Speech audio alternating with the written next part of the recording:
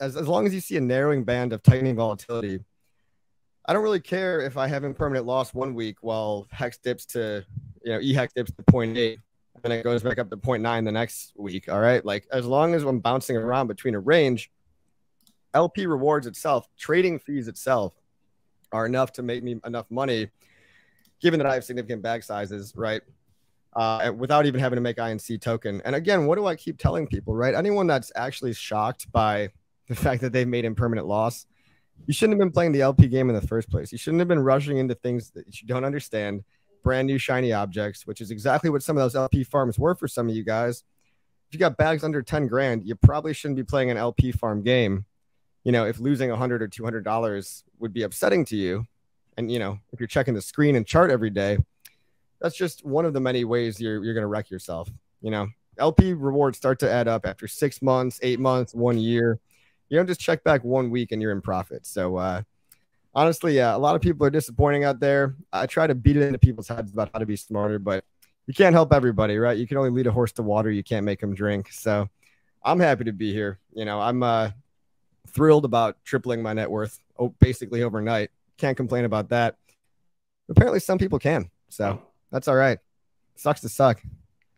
It always reminds me of Richard saying, loser's going to lose. Like that always stuck with me. I'm like, that kind of explains a lot of stuff. Yeah.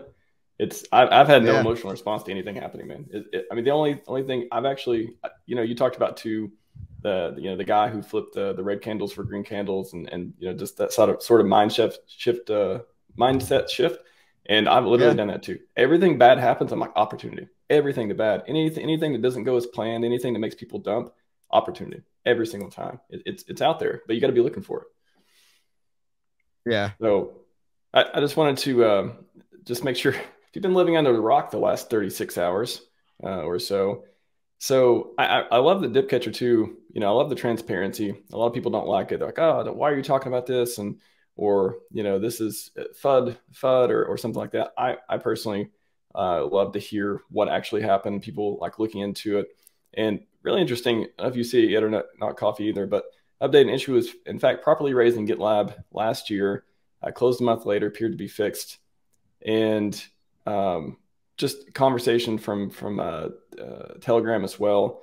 And then Alex was talking about here, this was pretty cool. So the bug was actually somebody's like, hey, LP is not working on testnet. And then maybe I guess I think happened, and maybe the Telegram things show this too, that they went there, they talked about it, maybe more than one person as well.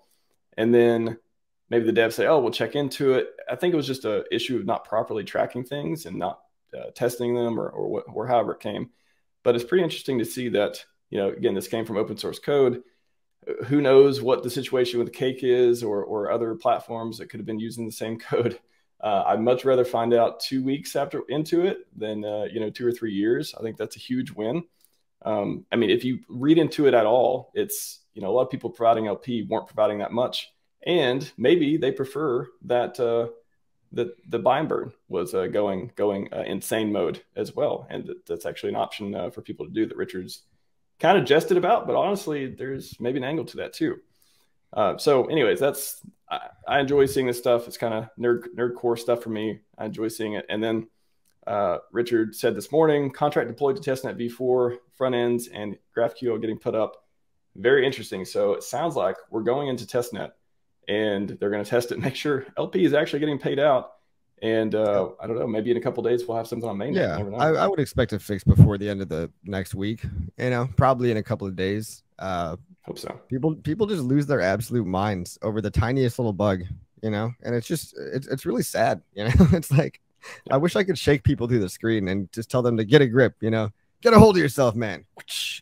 Give them a nice slap across the face. But it's like, guys, everything is awesome and nobody's happy. Like, well, I mean, that's exactly bad framing. All my friends are thrilled beyond belief. All the people I like to hang out with, the people that I like to follow on Twitter.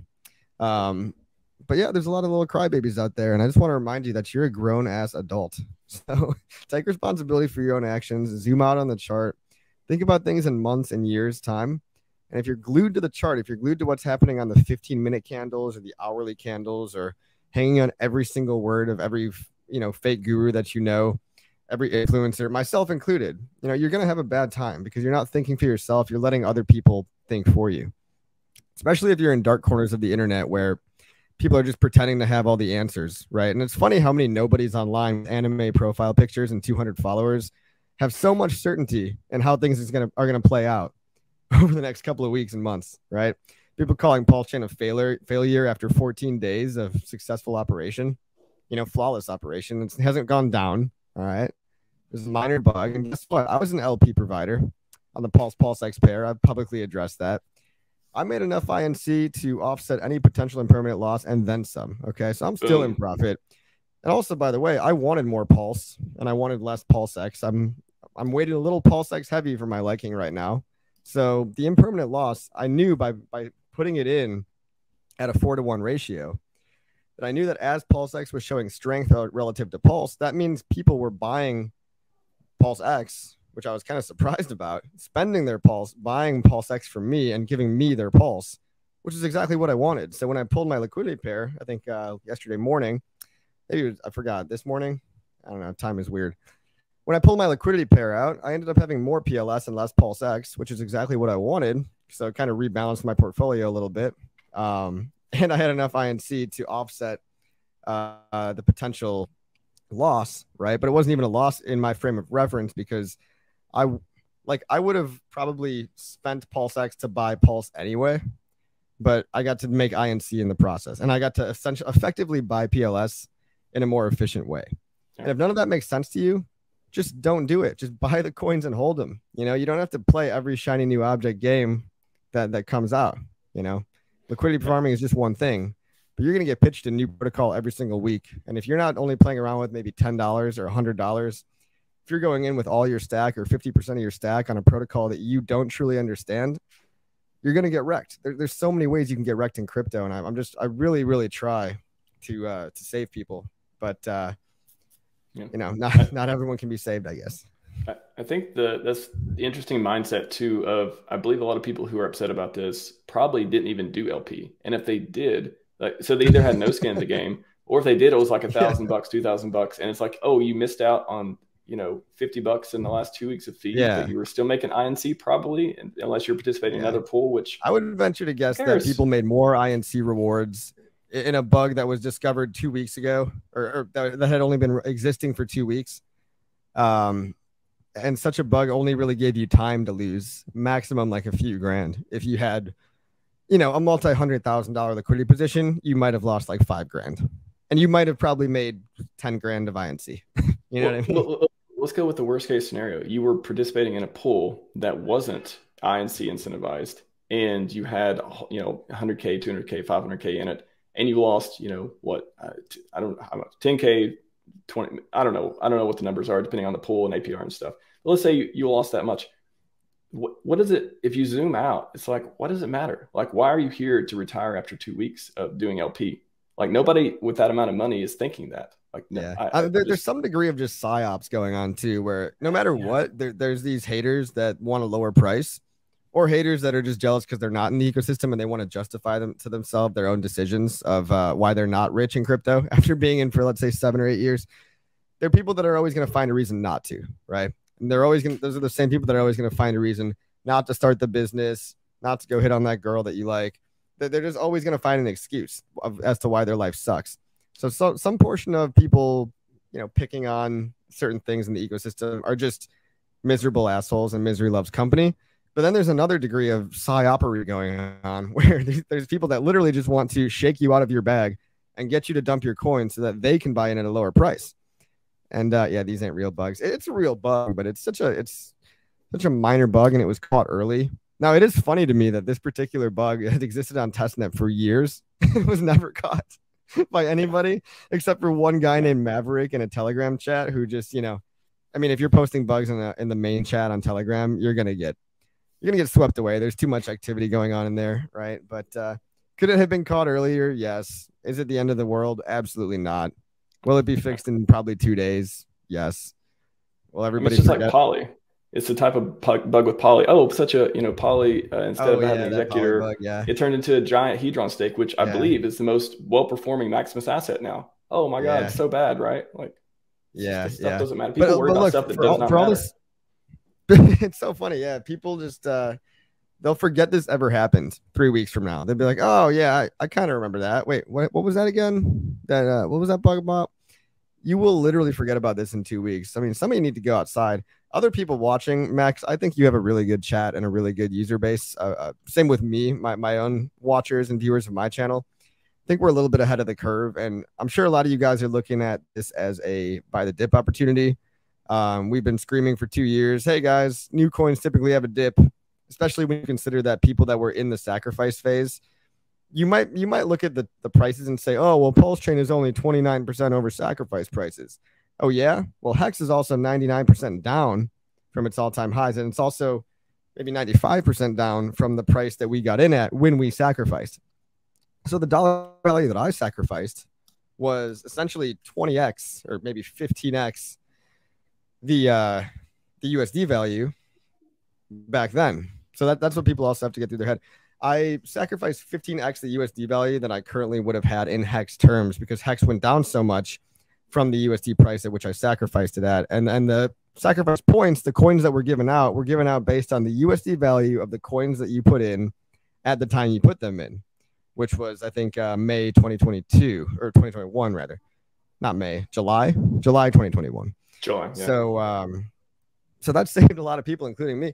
Like if I look at my USD value that I would have had, you know, versus right now, I wouldn't have been able to buy, even if I bought, you know, with just as much Hex that I put in the sacrifice. If I use all that Hex to buy now, I would only have 5% of my current bag. So it's like I'm up 20x in coin terms, which is looks pretty good on paper in terms of USD. I'll say that. I don't have the exact like conversions right now, but a lot of people are very happy, and that's why a lot of people are taking profit off the table. You know, allegedly we saw RHMax. He took some profit. Maybe he wanted to get his initial investment back, or maybe he's also dumping to scare people again, so that plebs get scared, and then you guys, the smart investors, BTFD, right? So cheers to everyone that's buying the dip right now, especially in PulseX, but even in PLS and Hex, especially eHex right now. Like, if you believe that eHex will come back and survive, obviously, but be relatively 1-to-1, maybe it'll be 0.9 to 1, maybe it'll be 0.8 to 1, then eHex also looks like a pretty attractive buy. And if you don't want to pay the Uniswap fees, you can buy it on PulseX as well. So different strokes for different folks. You know, people don't realize that because all of these things are liquidity locked together, whatever narrative you buy into, oh, I'm buying eHex because it's cheaper than Hex, and I think they're going to go 1-to-1. Oh, I'm buying pHex because it's a store of value narrative, and I like the PulseChain lower fees, better ecosystem type thing. Oh, I like PulseChain because it's a network layer 1, and those always pump hard as fuck. Or, oh, I like PulseX because I'm just mid-witted enough to understand buy and burn, and that makes me feel smart. Like, everybody gets into their own narrative, but the rising tide lifts all ships because of Hart's Law, which I don't have like a full hour to explain that right now, but that's what's going on.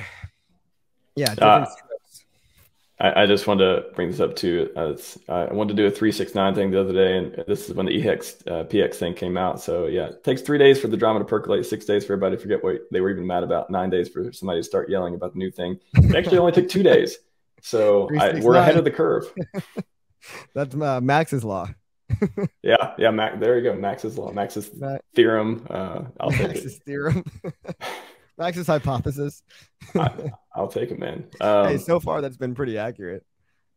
It's so weird. Like I love how, and again, to comment on your tweet this morning when you were talking about next month, all this just zooming out, and that the ability for people to do that, ability for people to have perspective, zoom out, and understand the bigger picture is like the 1%. Like there's a 99% and a 1% in every vertical ever. And to be in the 1% of people who can see further, you need to zoom out and stop and just identify, be conscious of there's going to be drama. You don't need to get sucked into it. Once you participate, you're part of it. It's just going to drain you of your energy. Is that part of your investment thesis? Is that part of your plan? Do you want that to happen? Like once you start identifying it and seeing where it is and avoiding it, like your peace is going to be much less disrupted. But almost nobody can do that.